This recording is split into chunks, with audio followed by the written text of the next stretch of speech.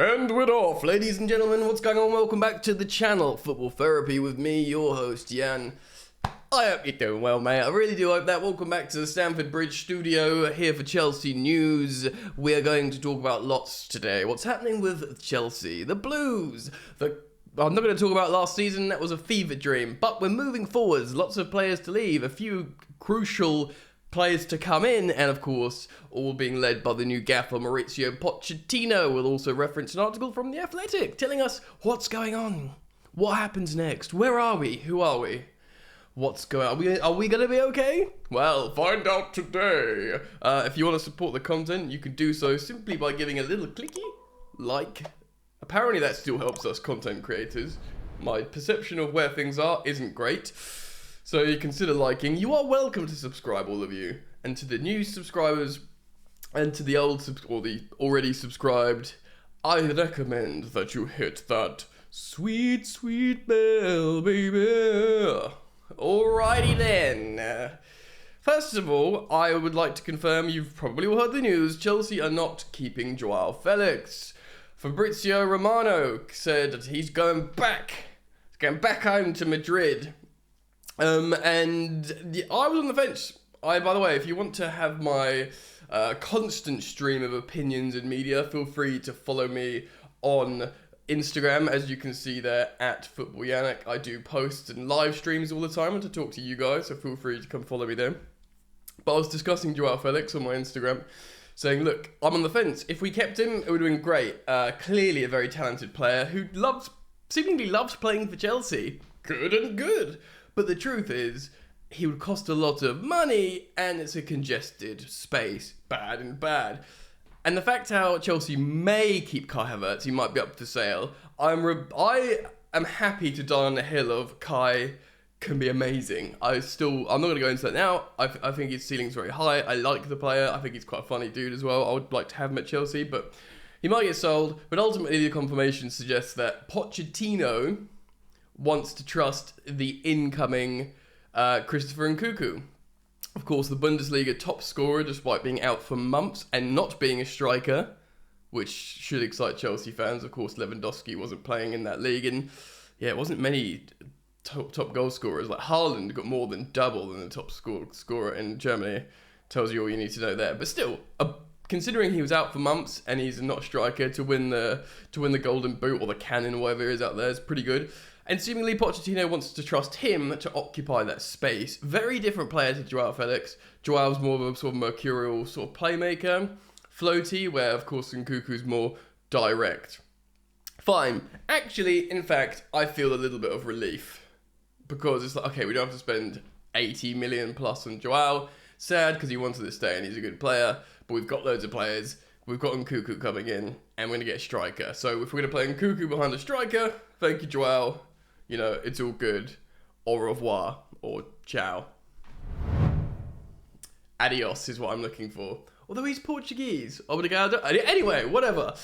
So, Joao out and Nkunku confirmed to occupy that spot, as many of us would have wanted. Another thing being confirmed by Fabrizio Romano is Milan are very close to agreeing terms with ReubenLoftusCheek over a long-term contract. We've known this is going to happen for a while, I think. We've all doffed our caps to ReubenLoftusCheek. The boy that could have been, in many ways, that Achilles injury when he was in scintillating form under Maurizio Sarri, it was heartbreaking. One of my favourites, Ruben. I've always thought he's just a specimen built with technical ability that's just built to thrive in Premier League football. And of course, he's Chelsea Academy product. Since obviously we've had a few more come through. In fact, Chelsea's riddled with a common graduates. But it's sad, but it makes sense. Gojo Tomori, he's actually on relatively high wages, 150k a week. You know, great opportunity to join Milan and to join Tomori, and I think it's a nice story. So I'd rather him go there and do something wicked like that than, you know, sit on the bench for another Premier League team or something. So that's cool. That's, you know, best of luck to Ruben. And of course, his goodbye at Stamford Bridge was most evident. So yeah, I wish him all the best, and we'll move on and talk about transfers. All right, we will have a look at Liam Twomey's article in just a moment to talk about what's actually going to happen with Poch and what happens next. But I want to show you this image from the Daily Mail talking about players we want out the door. Bang! The men who could go, what they paid or what they want back. I want you back. So that looks like a profit there, which is mad considering Kante looks to be going on a free. So Christian Pulisic, we've paid £58 million for him. We want back £25 million. That seems reasonable to me. Napoli or Juventus, I'd be happy for Pulisic to go to Serie A, to one of those clubs. I think he'd do well over there, and we wouldn't have to see him ball out at a Liverpool. You know, he splits opinions still, but it's just nice to get these players in Europe. I think for a high-profile American that brings, you know, US soccer brand awareness, 25 million, come on. Now, Mateo Kovacic, we paid 40 million for. He's in his prime. He's done well with Croatia since won the Champions League. 35 million, I think, yeah, 30 million, maybe 35. If he goes to City or United, that will hurt because he will play very well for either of those teams. Let's go. Ziyech, I think we paid 34 million pounds for Ziyech, not 37, but whatever. Again, yes, 15 million is reasonable, and I'd like him to go to any of those three clubs, Milan, Inter, or PSG. Ziyech is a wonderful footballer, and when given the opportunity, time and space, will look every penny worth of £15 million. N'Golo Kante may go on a free to United or Barcelona. He wants to stay at Chelsea. We'll have to see whether Poch signs him onto a new deal or not. Koulibaly, a loan to Juventus. Get his extortionate wages off the books. It would be kind of sad. We'd make hardly any money back. You know, maybe shy of 20 million on Koulibaly. Should we sell him?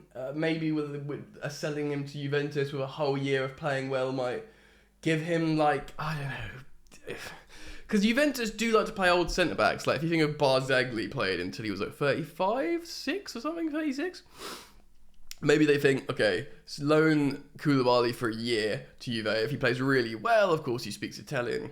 Playing Napoli for so long. If he plays really well, then maybe when he's 32 years old, they buy him for 20 million because they're like, wow, this guy's got 3 years at the top to win us the Scudetto. This is all hopeful thinking here. Edouard Mendy, we should get our money back. I agree. Inter or Nice, yeah. He could replace the outgoing Andre Onana at Inter, and of course he could go to France. Aubameyang for a free makes sense. Azpilicueta for 5 million makes sense. Joao Felix is returned on loan. Hudson-Odoi generate 10 million. I think I said that before. Nottingham Forest, it just makes sense. It's really sad though, isn't it? So £75 million for Mason Mount. Yes, should we sell him, that's probably around 75 million. Zagari would return. I think Gallagher for 40 million is pretty reasonable. Current England international, very young, Premier League experience. You'd have to consider him worth that. Chalobah, 25 million. That might be a little bit fanciful. 25 million for Loftus-Cheek. I can't imagine we'd get that much. But who knows? How much did they pay for Fikayo Tomori? Like 28 million or something? I know 40 million for Tammy to Roma. But, and obviously it was less. It was maybe 25 million for Tomori. So they'll be thinking, God, we did well out of Tomori, you know. So, and if he's telling it, and Tomori will be saying to Milan, yeah, Loftus-Cheek's wicked, mate. You know, he'll do wicked out here. Then they'll probably think, yeah, 25 million for Reuben, done. Dun diddly dun dun dun dun dun dun dun dun. What do you think? Let me know. Do you agree with those? Let's move on and talk about what happens next.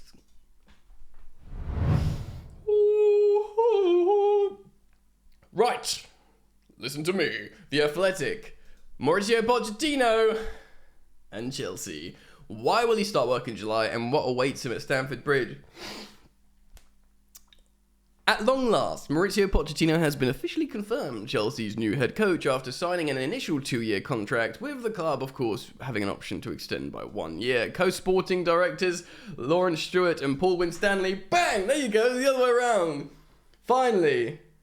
It was always Paul Winstanley first, I think.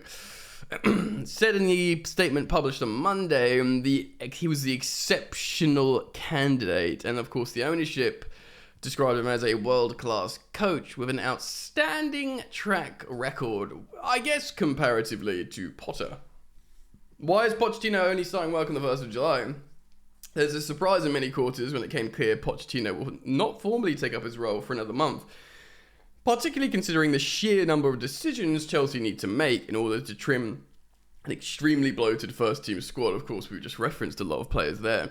The timing is due to Pochettino's settlement agreement with his former club, Paris Saint-Germain. Oh, interesting. Who relieved him of his duties last summer. The Ligue 1 champions have previously triggered a pre-existing option in his contract to extend it to the end of 2023 season. So waiting till July the 1st is simpler in in contractual terms for all parties. Chelsea plan to be very active in the transfer market in June and are close to bolstering their growing recruitment team with hiring Stoke City's former head coach of operations, Andy Cousins. He, like Pochettino, is expected to start his new job in July. We need another recruitment guy. Don't we have 47 already? Seems like too much. Sorry guys, you must excuse me clearing my throat. I am ill at the moment. I know many of you go, oh Yannick, he's always ill. And yes, I am. It's clear while Pochettino is not officially at his post, no decisions on the makeup of the first team squad will be made by Stuart. Look man, despite him not officially starting, you can bet the farm, you can bet your bottom dollar that Pochettino is having conversations with people. And even if he's not officially allowed to, he absolutely will be. But that's why, this is probably why, when we announced who he's starting in July the 1st, he's got no media, no interviews, no like, I'm very happy to be here, I'm very excited to start. No whatever's, because that is technically working, and that would be in breach of this PSG July thing. So it's actually pretty insightful and informative, this scenario. Pochettino's opinions of various players have not filtered through to many of the squad themselves prior to Monday's confirmation of his appointment, but Atletico Madrid president Enrique Cerezo hinted that his wishes are beginning to be enacted when revealed that Loney, of course, Joao Felix, will return. Yes, so, Pochettino doesn't want Joao Felix. Kind of makes sense. Joao Felix is a mercurial, floaty, talented footballer, where Pochettino is very systemic and hardworking in his football. So, kind of makes sense. Where is Pochettino now? At the time of Chelsea's announcement, Pochettino was in Spain. Now he travels back and forth to London regularly. When will we hear him speak? Well, this is, like I said, probably he'll be unveiled in a press conference. But yeah, it looks like he can't start working until he can start working, and hearing him speak is starting working. So the contract feels relatively short. Is there any reason why? Apparently this is a arrangement that suits both parties. Chelsea's perspective is an easy one to understand. The length of the £12 million per year deal given to Potter after a record £21.5 million fee to get him out of Brighton became a source of regret. You can bet your bottom dollar. Gotta stop saying that. Yes, you can bet whatever you want. That is a source of regret. With the space of 7 months, yeah. But the thing is, they didn't pay out the whole contract, did they? They paid out like a severance thing. And that was clearly put into the contract rather than having to pay him out the entire 5 years worth of payment, which often is the case when you sack a gaffer. So they were good to protect themselves in that instance, even though they still ended up paying a lot of money. I think also Potter was very amicable. He was like, yeah, I'll go. Just give me a few million quid, you know, and I'll go. So yes, we can go into that. Look, Pochettino had no problem accepting such a deal. He'd already taken the PSG job on an initial 18-month contract with a further year. You know, even Tuchel early doors said he didn't matter. Got Mia at the door. I'm not going to let her in because she will cause chaos. Chelsea, so, you know, when's our pre-season going to begin? That's what people want to know. When's the work with the players going to begin? Chelsea still need their incoming head coach to sign off on the finer details of their pre-season itinerary. Good. I want Pochettino to really stamp his authority in how we navigate pre-season, because last pre-season was such a well-reported disaster. It just almost set us up for failure for the entire season, and it kind of did that. So we have to get this right off the bat. Players have not yet been supplied with a firm date to report back to Cobham, but given that the club's US tour officially kicks off with a friendly against Wrexham in July the 19th, it's very likely to be the first week of that month. Oh yes, we need to start getting training into these fat and lazy players. So yeah, we need to give Pochettino time to familiar himself. Despite the lack of some major senior men's international tournament this summer, some players will be granted extra time to join up with Chelsea's squad a little later. Thiago Silva, Enzo Fernandez, Kai Havertz, Mikhailo Mudryk, and Conor Gallagher headline the considerable list of those who could be in action for their national sides until mid-June.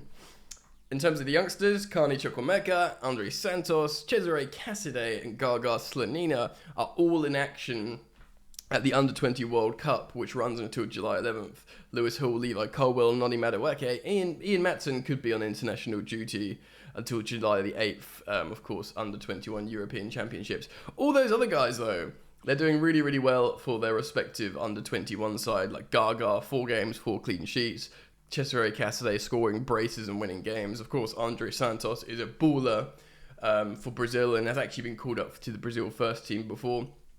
Carney is he'll only just be joining up, and he is, of course, a really good player. Will Pochettino speak to Lampard, the outgoing interim head coach? Conversations with Stuart and Winstanley, the latter have been irregular, of course. Will give Pochettino some idea of what's been going on at Chelsea, but Lampard also made it clear that he's open to giving feedback to Pochettino, who basically be saying, yep, it's bad.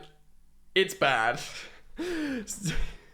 So what's Pochettino walking into? Liam Twomey of The Athletic writes, well, it's a mess. The unimaginable size of Chelsea's first team squad has been well documented, and Lampard acknowledged after the Newcastle match that having a significant number of players contemplating their futures at Chelsea. He said this, I think some have been mindful for a while that it's been part of the problem. It's hard to compete in a league at this level if some players are in the middle ground.